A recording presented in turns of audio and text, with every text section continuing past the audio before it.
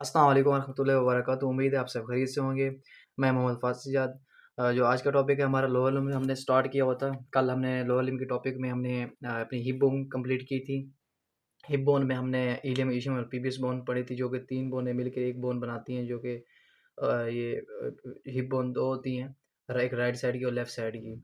जो ये दोनों आपस में मिलके दोनों पूरी एक हमारी ग्लूटल रीजन बनाती हैं, और उनके हमने मसल्स वगैरह डिस्कस की थी और उनकी बोन्स की फीचर्स डिस्कस की थी। और आज हमने उसी को लोअर लिम्ब को मज़ीद आगे बढ़ाते हुए अब हमारी दूसरी बोन आ जाती है, हमारी फीमर, जो हमारी थाई की बोन होती है।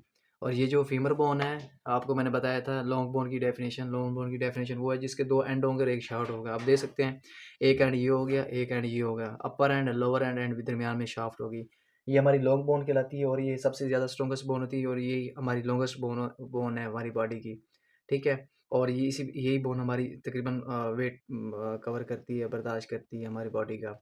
और अगर सबसे पहले जो ह्यूमरस बोन है वो भी लॉन्ग टाइप की बोन है। अगर आपको एग्जामिनर ह्यूमरस बोन पकड़ा दे और इधर से फीमर की बोन पकड़ा दे, आपको पता है, आपको कहे कि इसमें डिफरेंट करो कि इसमें से कौन सी बोन फीमर है और कौन सी ह्यूमरस है, तो आप किस तरह डिफाइन करोगे? क्योंकि वो भी सेम इसी तरह देखने को मिलती है। आपने जस्ट एक चीज़ देखनी है, अब ह्यूमरस बोन में जो थी उसके भी हेड था, सर्जिकल नेक थी, सारा कुछ था। इसमें भी सेम हमने चीज़ें वही डिस्कस करनी है, लेकिन सेम मैं आपको बताऊंगा, अभी कंटिन्यू करता हूँ कि आपने किस तरह डिफ्रेंशिएट करना है कि ये ह्यूमरस बोन है या लॉन्गस फीमर बोन है। सबसे पहले जो ह्यूमरस बोन का जो हेड था वो सेम ही था, लेकिन उसकी जो ये नेक थी, ये जो ये एरिया दिख रहा है हेड एंड बॉडी, ये बिल्कुल क्लोज था, और जो ये ट्रोकेंटर आपको दिख रहे हैं ये उसके नहीं थे, बड़े थे। ठीक है? आपने इस चीज़ से भी देख लेना है, आपको फ़र्क महसूस पता चल जाएगा कि हमारी फीमर बोन है या ह्यूमरस बोन है। ठीक है? उसके अलावा दूसरा सवाल एग्जामिनर आपसे ये कर सकता है कि ये बताओ, जो ये फीमर बोन है ये राइट साइड की है या लेफ्ट साइड की है? हमने साइड डिटर्मिनेशन करनी है। अब साइड डिटर्मिनेशन किस तरह करनी है? जो हमारी हिप बोन थी, हिप बोन का जो एसिटोबुलम पार्ट, जो एसिटोबुलम फोसा था, हमने उसको लेटरल व्यू पे रखना है, और जो ये फीमर बोन का जो हेड है हमने इसको मीडियल रोटेट करना है, और ये ट्रोकेंटर्स हैं ये ऑटोमेटिकली बाहर आ जाएंगे, और हम इस चीज़ से अंदाज़ा लगा सकेंगे कि ये फीमर बोन हमारी राइट साइड की है या लेफ्ट साइड की है। ठीक है? उसके अलावा अब हम स्टार्ट करते हैं अपनी फीमर बोन के एंटीरियर व्यू में। एंटीरियर व्यू में हमें क्या-क्या देखने को मिलती हैं? ठीक है? सबसे पहले जो हम अपर एंड स्टार्ट करते हैं, अपर एंड में क्या-क्या देखने को मिलती हैं, फिर हम शाफ्ट डिस्कस करेंगे, फिर हम लोअर एंड डिस्कस करेंगे। ठीक है? सबसे पहले हमें अपर एंड में पहले तो हमें हेड देखने को मिलता है। दूसरा, अगर हेड है तो डेफ़िनेटली उसकी नेक भी होगी, डेफ़िनेटली उसका सारा सिस्टम वो बॉडी वगैरह होगी। तो जो हेड है वो एस्ट्रोबलम के साथ अटैच होगा। ठीक है? जो तकरीबन ये 2/3 बिल्कुल सर्कल ही होता है। ठीक है? हेड हो गया, उसके पीछे नेक होगी, नेक के पीछे ये सारी उसकी आपको बीच बीच में छोटे-छोटे नेक में ना छोटे-छोटे सुराख नज़र आ रहे हैं। इनके भी फंक्शनल्स हैं, इनको हम फोरामिना कहते हैं। जो मैंने आपको बताया था, फोरामिन का मतलब क्या है, सुराख छोटे-छोटे, वहाँ से कोई आर्टरीज़ या नर्व्स के लिए या कुछ भी न्यूट्रस आर्टरी मतलब प्रोवाइड करते हैं, या नर्व्स पास हो रही थी, जो उनके फंक्शनल से डिफरेंट। उसके अलावा नेक के बाद हमें ट्रोकेंटर्स देखने को मिलता है। ट्रोकेंटर्स मैंने आपको बताया था, ट्रोकेंटर का मतलब है एलिवेशन, हड्डी से कोई चीज़ बाहर को निकली हो। अब ये देखें, हमने इसको ग्रेटर ट्रोकेंटर क्यों कह रहे हैं? क्योंकि ये थोड़ा-सा बड़ा है, ग्रेटर ट्रोकेंटर। ठीक है? हमने इसको ट्रोकेंटर का नाम दे दिया, ग्रेटर ट्रोकेंटर, ये सबसे बड़ा है तो इसको हमने ग्रेटर ले दिया, और ये छोटा-सा ट्रोकेंटर, छोटा-सा एलिवेशन निकला हुआ है बाहर, हमने इसको लेसर ट्रोकेंटर का नाम दे दिया है। ठीक है? और इन दोनों के दरमियान में, ग्रेटर ट्रोकेंटर और लेसर ट्रोकेंटर के दरमियान में, आपको देख रहे होंगे, आपको ये छोटी-सी नेक के पीछे आपको एक लाइन मिलेगी जो इन दोनों को आपस में मिला रही है। हम उसको ट्रोकेंट्रिक लाइन भी कह देते हैं। इंटर से मतलब दरमियान में, ट्रोकेंट्रिक लाइन ट्रोकेंटर के दरमियान है, इस वजह से हम इंटर ट्रोकेंट्रिक लाइन कह देते हैं। ठीक है? उसके अलावा इसके बाद हम शाफ्ट पे आ जाते हैं। जो शाफ्ट है वो बिल्कुल राउंड है, स्मूथ है, उसमें कोई रफरी वगैरह नहीं है, बिल्कुल आपको स्मूथ दिखेगी और राउंड जैसी दिखेगी। उसके अलावा अगर हम एंटीरियर व्यू के ही लोअर एंड पे आ जाएँ, लोअर एंड पे हमें क्या-क्या देखने को मिलता है? लोअर एंड पे हमें एक तो हमें एपिकोंडाइल देखने को मिलते हैं और कॉन्डाइल्स देखने को मिलते हैं। ठीक है? और उसके अलावा ट्यूबरकल भी आपको मैंने डेफिनेशन बताई थी। आपने अगर वो मेरी वीडियो नहीं देखी पहले, जो हमने लोअर लिम्ब स्टार्ट करने से पहले मैंने उसकी बेसिक टर्म्स बताई हैं, तो आप वो देख सकते हैं काइंडली। इसके अलावा हमें मीडियल साइड में, लोअर एंड में मीडियल साइड में क्या देखने को मिलता है और लेटरल साइड पे हमें क्या देखने को मिलता है। जिस तरह हमें मीडियल साइड पे हेड को देखने को मिला था और अपर एंड में, और लेटरल साइड पे हमें ट्रोकेंटस वगैरह देखने को मिले थे। इसी तरह हमारे जो साइड पे जो जो ये अगर ये जो आपको ये कॉन्डाइल नज़र आ रहे हैं, एपिकॉन्डाइल, ये एपिकॉन्डाइल इस वजह से कह रहे हैं क्योंकि जो एक पूरा ना सर्कल सा है, ये जब आप बोन देखेंगे रियल में तो आपको पता चल जाएगा कि जो इसको ढाँपता है मतलब कॉन्डाइल, तो इसको ना एक जो कॉन्डाइल है, ये इस लेयर ने उसको ढाँप के रखा हुआ है, तो इसको लेटरल एपिकॉन्डाइल हो गया, उधर से मिडिल एपिकॉन्डाइल, ठीक है। एपी मतलब कवरिंग कर रही है इस बोन के ना सारा सिस्टम का वो है, ये एपिकॉन्डाइल कवरिंग करती है। उसके अलावा हमें जो ये बीच में देखने को मिल रहा है, ये पटेला की सरफेस होती है, यहाँ पे पटेला हमारी बोन है, यहाँ अटैच होती है, ठीक है। उसके अलावा हमें लेटरल कॉन्डाइल, कॉन्डाइल की मैंने आपको डेफिनेशन बताई थी, एलिवेशंस होता है अराउंड, और ये मिडिल कॉन्डाइल, लेटरल कॉन्डाइल है तो डेफिनेटली मिडिल कॉन्डाइल भी होगा, ठीक है। उसके अलावा हमें ट्यूबरकल देखने को मिलता है। ट्यूबरकल मैंने भी आपको डेफिनेशन ट्यूबरकल की टर्म्स मैंने आपको बताई थी। अगर आपने वो वीडियो नहीं देखी तो आप काइंडली वो वीडियो देखें, देन आपको ये टर्म्स समझ आएँगे। ट्यूबरकल किसे कहते हैं, कॉन्डाइल किसे कहते हैं, एपिकॉन्डाइल किसे कहते हैं। तो हमें एडक्टर ट्यूबरकल भी देखने को मिलता है, ठीक है। अगर ये हमारा एंटीरियर व्यू में अपर एंड, शाफ्ट और लोअर एंड में यही चीज़ें देखने को मिलती हैं, जो कि जस्ट सिर्फ ओवरव्यू है। उसके अलावा अगर हम पोस्टीरियर व्यू में देखें, पोस्टीरियर व्यू में इसी को हम टर्न कर देंगे, जो कि हेड है वो जो ट्रोकेंटस वगैरह हैं वो हमें वो भी देखने को मिलेगा, हेड भी देखने को मिलेगा। उसके अलावा जो मैंने आपको फोसा बताया था, पोस्टीरियर व्यू में अपर एंड में हमें फोसा भी देखने को मिलता है। ट्रोकेंट्रिक जो ट्रोकेंट्रिक लाइन है उसके आगे ही बिल्कुल एक फोसा होता है, क्योंकि वो ट्रोकेंटर पे पाया जाए तो उसका हम ट्रोकेंट्रिक फोसा भी कह देते हैं। नेक जो हमें एंटीरियर व्यू में देखने को मिल रही थी, और इंटर ट्रोकेंट्रिक क्रेस्ट क्रैश देखने को मिलता है ना, जो उधर लाइन देखने को मिल रही थी एंटीरियर व्यू में, और पोस्टीरियर व्यू में हमें सी टाइप ये बन रही है लाइन, तो हम इसको इंटर ट्रोकेंट्रिक क्रैश, क्रैश भी एलिवेशन होता है, वो बाहर जो हड्डी से बाहर की तरफ निकला हुआ है, तो इस वजह से हम उसको इंटर ट्रोकेंट्रिक क्रैश कह देते हैं, ठीक है। उसके अलावा वही greater trochanter and lesser trochanter. उसके अलावा हमें पोस्टीरियर व्यू में हमें एक ट्यूबरकल देखने को मिलता है, जो कि थोड़ा सा बड़ा होता है, मतलब कि क्वाड्रेट ट्यूबरकल है। ये सारा पूरा का पूरा एक ट्यूबरकल देखने को मिला, उसका हम ट्यूबरकल क्वाड्रेट ट्यूबरकल का नाम दे दिया है। उसके अलावा हमें एक नीचे बिल्कुल ही ना लेसर ट्रोकेंटर के नीचे हमें एक लाइन देखने को मिलती है, जिसको हमने पेक्टिनियल लाइंस का नाम दे दिया। यहाँ पे ना पेक्टिनियल पेक्टिनियल मसल अटैच होता है, ठीक है। उसके अलावा ग्रेटर क्वाड्रेट ट्यूबरकल के नीचे ही एक थोड़ा-सा और उभार होता है, जो कि ग्लूटेल ट्यूबरोसिटी होता है। यहाँ पे हमारा ग्लूटेल मैक्सिमस मसल ग्लूटेल मसल अटैच होता है, ठीक है। उसके अलावा फिर वही जो पेक्टिनियल लाइन है, वो पेक्टिनियल लाइन आपस में आती हैं, जो आपस में जॉइन होती है, जो फिर एक बॉर्डर बना देती हैं, तो वो मिडिल लिप हो जाती है, उसकी एक लेटरल लिप, मतलब कि एक मिडिल साइड हो जाती है, एक लेटरल साइड हो जाती है। तो लाइन हम उन लाइनों को लाइन ऑफ एस्पेरा भी कह देते हैं, ठीक है। उसके अलावा हमें शाफ्ट शाफ्ट पे आ जाते हैं। शाफ्ट में हमें क्या-क्या देखने को मिलती है, एक तो लाइन ऑफ एस्पेरा देखने को मिलती है, और दूसरी हमें एक फोरामेन देखने को मिलता है, जो न्यूट्रिएंट फिलामेंट है, जो कि न्यूट्रिएंट्स प्रोवाइड करती है। यहाँ से आर्टरीज वगैरह घुस अंदर दाखिल होती है, जो कि वो जो भी बोन्स की न्यूट्रिशन वगैरह वो प्रोवाइड करती है। फोरामेन से हमारा सुराख होता है, ठीक है। उसके अलावा ये शाफ्ट हमें देखने को मिलेगी। उसके अलावा अगर हम पोस्टीरियर पे आ जाएँ, तो पोस्टीरियर व्यू के लोअर एंड पे हमें एक पोप्लिटियल फोसा देखने को मिलता है, जो कि हमारा नी जॉइंट है। नी जॉइंट के बैक साइड पे ना पोप्लिटियल फोसा हम उसको कहते हैं ना। तो उसकी वो तो खैर फोसा हम डिस्कस करेंगे, पोप्लिटियल फोसल के क्या-क्या फीचर्स हैं, वो अगली वीडियो में हम डिस्कस करेंगे। फिलहाल हमें जो पोप्लिटियल जो सर्विस देखने को मिलेगी, यहाँ पे भी मसल्स वगैरह अटैच होंगे। उसके अलावा लेटरल एपिकॉन्डाइल और मीडियल एपिकॉन्डाइल, और जस्ट इन चीज़ में 2 फ़र्क ये आ जाएँगे कि हमें 2 चीज़ें एक्स्ट्रा देखने को मिलती हैं लोअर एंड में। एक लेटरल सुप्राकॉन्डाइलर लाइन और medial supracondylar line. Supracondylar line क्यों कह रहे हैं?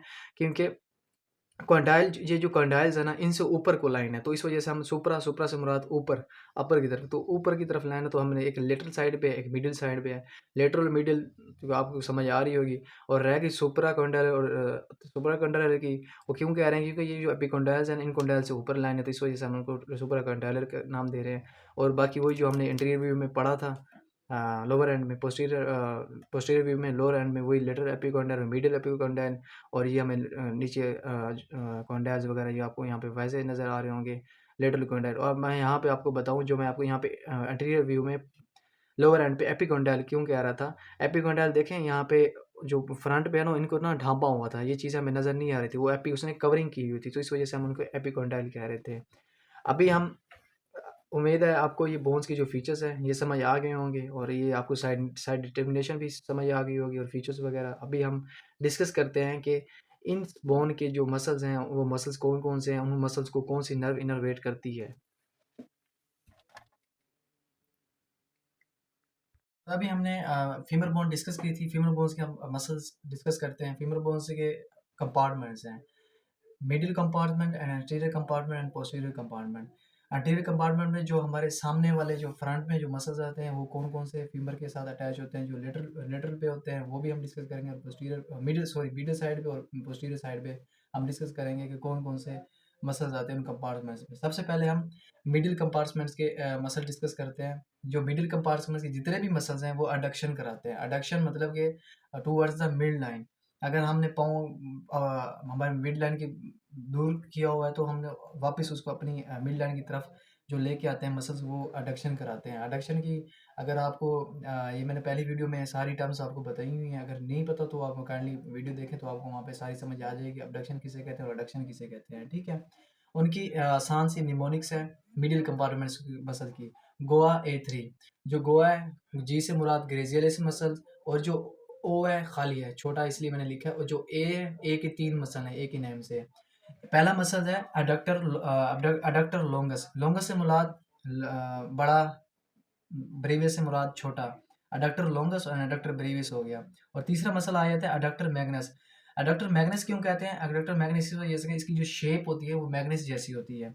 उसके बाद जो हमारा पांचवा मसल आ जाता है, वो होता है हमारा ऑब्चुलेटर एक्सटर्नस। ठीक है।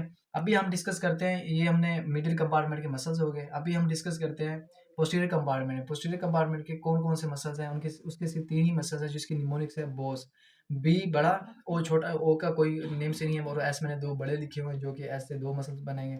ठीक है। पहला मसल्स है बैसिप्स फेमोरिस मसल। दूसरा है सेमी टेंडिनियस, ये टेंडन की तरह होता है और थोड़ा सख्त भी होता है और नरम भी होता है। और तीसरा मसल है सेमी मेम्ब्रेनस मसल, और ये भी मेम्ब्रेन की तरह होता है मसल, तो इस वजह से इसको सेमी मेम्ब्रेनस कह देते हैं। और जो इन तीनों मसल्स को जो नर्व इनर्वेट करती है, जो इनकी मोटर मूवमेंट करवाती है, वो हमारी शेकेटिक नर्व इसको मोटर मूवमेंट देती है। हमने मिडिल कंपार्टमेंट के मसल्स पढ़े। मिडिल कंपार्टमेंट के मसल्स अडक्शन करवाते हैं, जितने भी मसल्स हैं सारे अडक्शन कराते हैं। फिर हमने पोस्टीरियर कंपार्टमेंट के मसल्स पढ़े। पोस्टीरियर कंपार्टमेंट के मसल के 3 से bicep, femoris and semi tendinosus and semi membranosus muscle. उन तीनों मसल्स को जो नर्व इनर्वेट कर रही थी, मोटर फंक्शन दे रही थी, वो सिकाटिक नर्व करती है। हमने बाकी मसल्स की भी हम उनकी इनर्वेशन पढ़ेंगे, उन मसल्स को कौन सी नर्व इनर्वेट करती है, वो हम तरतीब से पढ़ेंगे। अभी हम आगे लंबर प्लेक्सिस, सारे वो प्लेक्सिस समझेंगे, वो किस तरह नर्व्स की ओरिजिन होती है, इंसर्शन होती है, तो देन आपको इजीली समझ आ जाएगी। क्योंकि यहाँ पे अगर मैं कर दूँ तो आपको समझ नहीं आएगी, मिक्स अप हो जाएगा।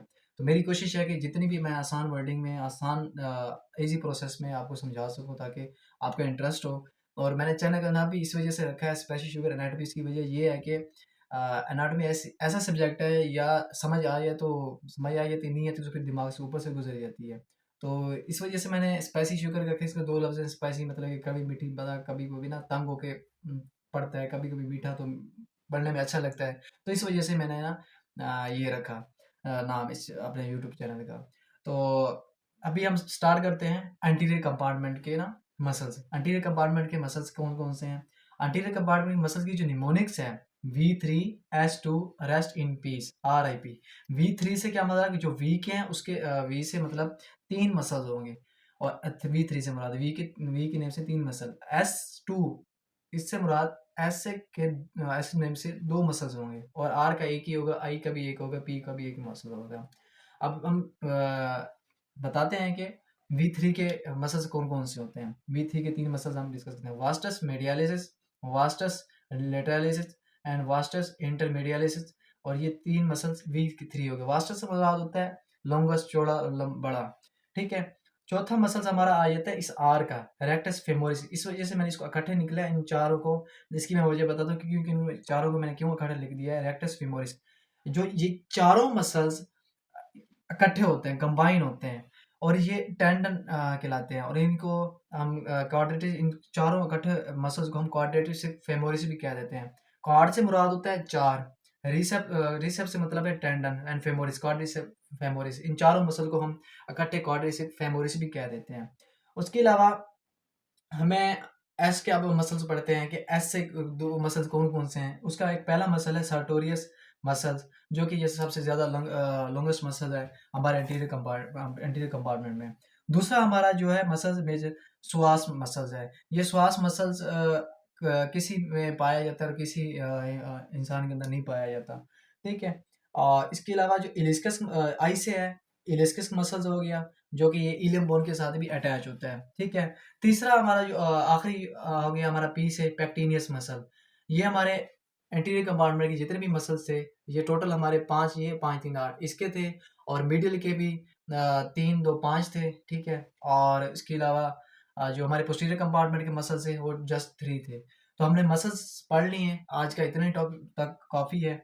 इसके बाद हम आगे फर्दर कल कल की वीडियो में हम टीबी और फिबुलर बोन डिस्कस करेंगे, पेटेलर बोन डिस्कस करेंगे, उनके मसल इस तरह हम करके फिर एंड में हमने इनकी मसल की ना नर्व्स मतलब प्लेक्सिस वगैरह डिस्कस करके फिर प्लेक्सिस से ही मैं आपको समझाऊंगा कि कौन सी नर्व किस मसल्स को इनर्वेट करती है और किस तरह करती है और उनके फंक्शंस क्या हैं, ठीक है। आज की वीडियो अगर आपको मेरा अच्छी लगी और समझ आया तो काइंडली मेरे चैनल को सब्सक्राइब कर दीजिएगा और बेल के बटन को आइकन को प्रेस कर दीजिएगा, ताकि आपके पास नोटिफिकेशंस आते रहें। और अगर आपको कुछ चीज़ समझ नहीं आई तो आप काइंडली कमेंट सेक्शन में मुझसे पूछ सकते हैं, सवाल कर सकते हैं। और अगर आपको कोई सजेशन देनी है मुझे, तो वो भी आप मुझे काइंडली कमेंट्स बॉक्स में सजेशन दे सकते हैं। सो ख्याल रखिएगा अपना, आज के लिए इतना ही काफ़ी। अल्लाह हाफिज़, मिलते हैं नेक्स्ट वीडियो में।